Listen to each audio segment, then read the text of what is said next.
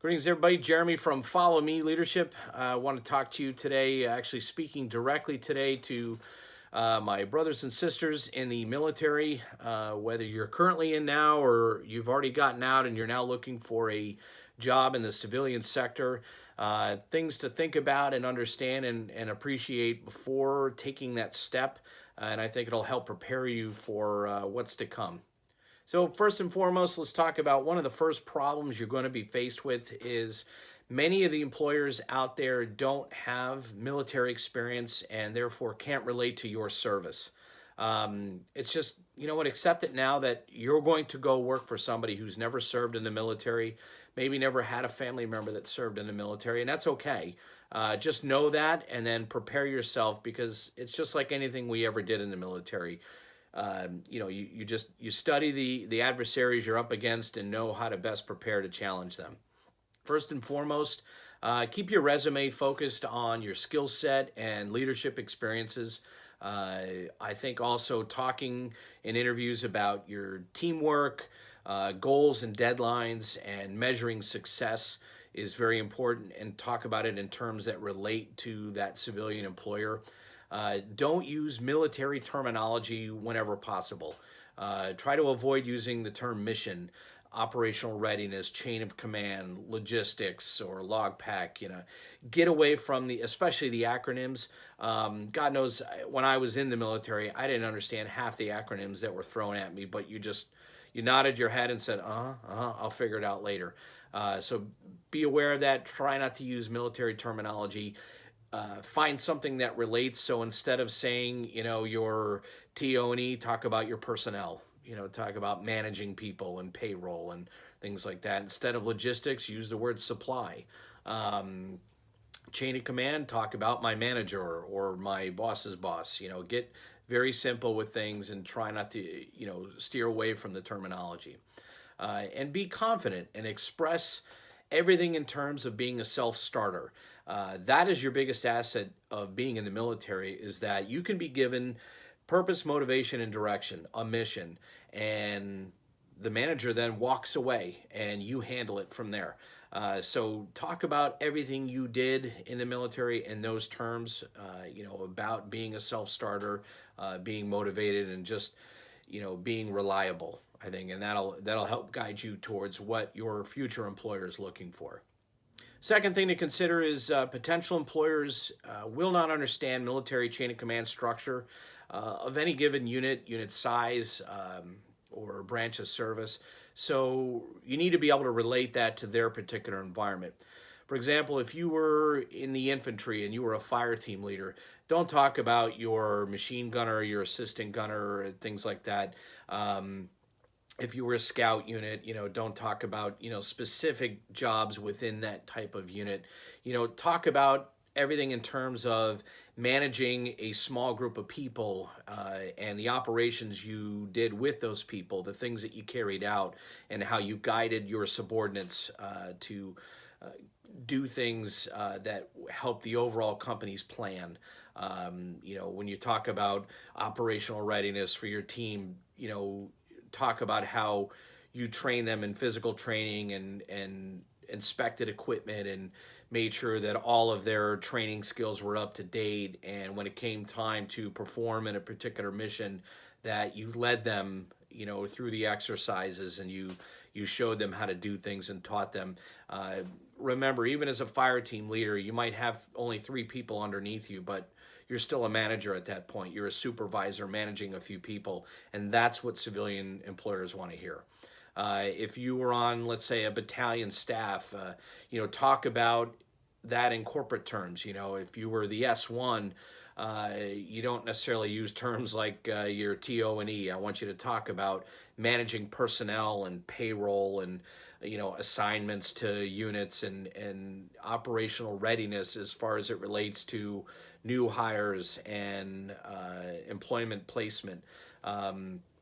If you were the S3 or in the S3 shop, talk about how your job was to help the commander carry out their plan, and to do things, not necessarily, don't use the term battlefield, but, how you talk about how in the S3 shop, as an operational person, your job was to help that manager carry out an overall plan and manage the people that were in the place of work, whatever it was, an exercise, you were in garrison, doesn't matter.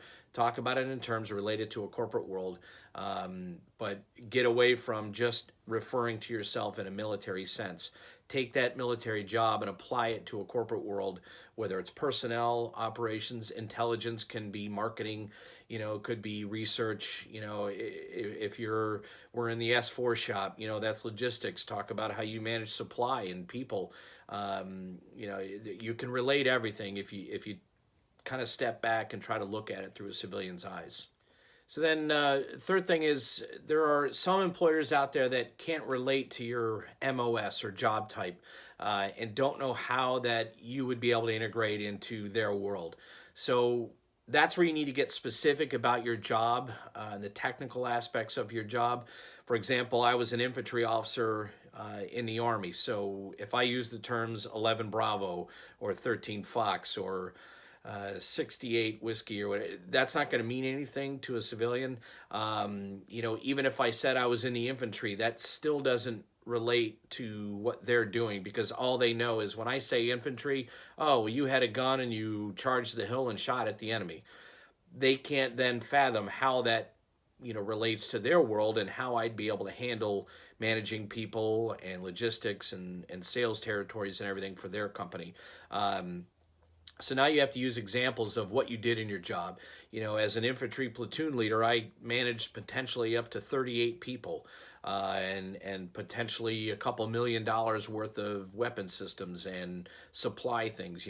I assisted in mission planning, and I had to take aspects of my job and relate it to the civilian world and get away from the bravado, if you will, of my job.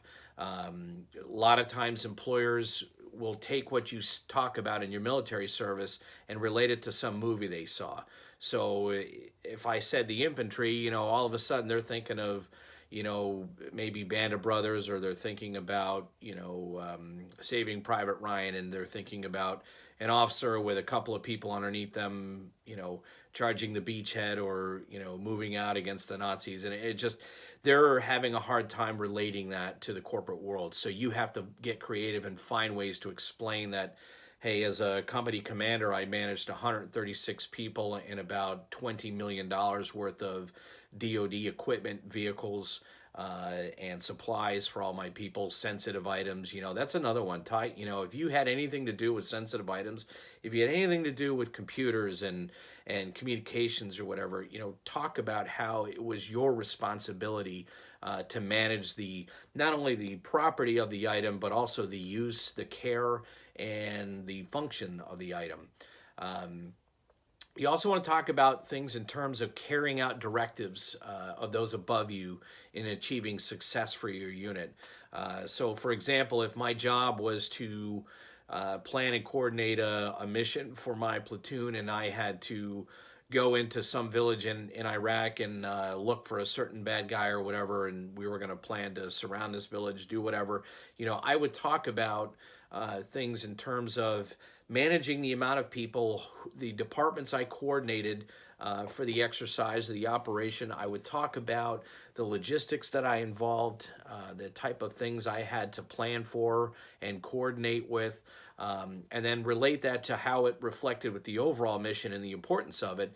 Because then I'm able to show that, hey, something that I was doing that might have been just an everyday normal occurrence in my job as an infantry leader was actually a pretty big deal in the bigger sense, in the big picture. And that's where corporate leaders are starting to look for. That's where they see value in military personnel. Whether you were an officer or enlisted person, doesn't matter. Everybody manages somebody at some level. And if you were just a private or a specialist or whatever, and you didn't have anybody below you as far as management was concerned, you still managed, items. You managed something on your job. So find a way to to take those items and then relate it to a civilian in terms that they would understand. Last thing is there are going to be some employers out there who are not fans of the military. They may just absolutely loathe the military or hate the military. All I can say for that is walk away. there's a lot of jobs out there. There's better jobs out there for you. Work with the VA, work with different groups that are, friendly and support the military. And you know what, when you go in for a job, it doesn't hurt to ask them, hey, how does your company, support the military? How do you support veterans and veteran families? They may have a proud tradition of supporting veterans and their families. And, you find that out, ask something like that on day one of an interview. I think you'll find that you might be in front of some employers that are going to really appreciate your experiences in the service. But when you find those people that have zero appreciation for it, maybe either they were in and had a bad experience, or have never been in and they think very negatively of the military, walk away, go somewhere else. Because I'll tell you right now, even if you do get that job, you're probably going to be miserable, especially if you have to stifle your military service in discussion. If you get an office and you can't even put, your American flag and, some awards or medals that you got up on the wall, you're better off just going somewhere else. There are plenty of jobs out there. And if you can't find that job or whatever, email me, contact me. I'll help you find that job. So that's it. I hope that helps anybody who's in the military or getting out right now, that's looking for a job in the civilian sector. It's just kind of a tops of the trees thing. It's really just the beginning of that discussion. There's so much more of a deep dive we can do on that. If you have questions or need advice or guidance or whatever, please email me at my email address below, or DM me on Instagram. I'm here to help. I really enjoyed my time in the military. I actually would love to go back. I'd go back in a heartbeat, I think, if I could.